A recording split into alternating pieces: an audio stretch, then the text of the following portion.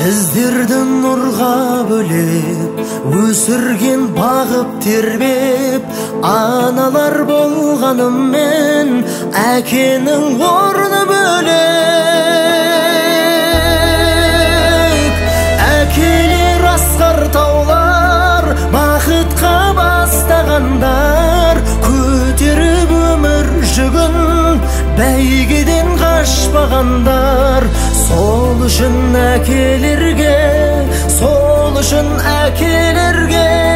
тең келмес басқа жандар.